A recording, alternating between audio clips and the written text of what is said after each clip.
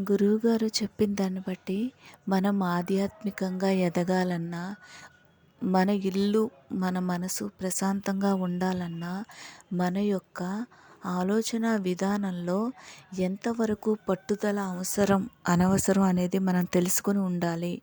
మనమేదో అన్నీ పాటిస్తున్నట్టు మనం చెప్పిన మాట మన వాళ్ళందరూ వినాలి. ఆహ్, అది పెంచిన పిల్లలే అవనివ్వండి, ఇంట్లో వాళ్ళు అవనివ్వండి, అంటే చెప్పినట్టు ఉండాలి, చెప్పినట్టు వినాలి. అలా వినని పక్షంలో వాళ్ళ మీద కోపావేశాలు ప్రదర్శించడం అనేది చాలా దురదృష్టకరం.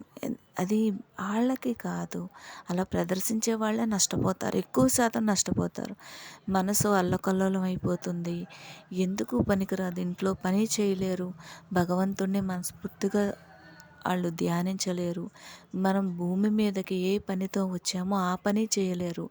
దేవాలయానికి వెళ్ళినా సరే ఆ దేవుడికి కూడా మనశ్శాంతిగా దండం పెట్టుకోలేకపోగా వీళ్ళ వల్లే నాకు మనశ్శాంతి లేదు అంటారు.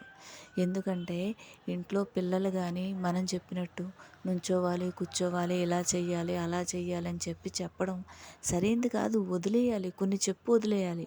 వాళ్ళంతటా వాళ్ళు తెలుసుకుని ప్రాక్టికల్గా అర్థం చేసుకునే అవకాశం వాళ్ళకి ఇవ్వాలి మనం. అని చిన్న చిన్న పొరపాట్లే జీవితంలో అన్నీ కోల్పోతాం, అన్నీ నష్టపోతాం. ఎందుకు నీ మనశ్శాంతి నువ్వు దూరం చేసుకుంటావు అని అడుగుతారు గురువుగారు. అలా ఎంతకాలం అని చెప్తూ ఉంటావు, ఎంతకాలం చేస్తూ ఉంటావు, అది సరైంది కాదు అని. మనం ఇంకెప్పుడు తెలుసుకుంటాం దేవుణ్ణి? ఎవరితో ఫోన్లో మాట్లాడిన, ఇరుగు పొరుగులతో మాట్లాడిన వాళ్ళు వినరండి నా మాట, వాళ్ళదేదో వాళ్ళదే అలాగే ఉంటారు అంతే. ఇంకేంటి, ఇంకెవరితోనే ఇదే పాట. దేవుడు పోయాడు మూలకి. అంటే మనశ్శాంతి కావాలి, నేను వచ్చింది ఎందుకో తెలుసుకోవాలి అనుకున్న వాళ్ళకి మాత్రమే ఉపయోగపడుతుంది. ఎందుకంటే ఏ గుడుల్లోకి గోపురాలకి వెళ్ళినా సరే అది అవ్వదు, మెడిటేషన్ చేసినా అవ్వదు. నిన్ను నువ్వు ఒక్కసారి నీ అంతర్గతంలోకి వెళ్ళి నీకు నువ్వు తెలుసుకునే ప్రయత్నం చేస్తే కానీ, నీ విధానం ఎలా ఉందో తెలుసుకుంటే కానీ అవ్వదు. నన్ను అన్నారు, నేను చెప్పింది వినాలి, నేను చెప్పినట్టు ఉండాలి అనుకున్నంతకాలం ఏమీ జరగదు. సున్నా.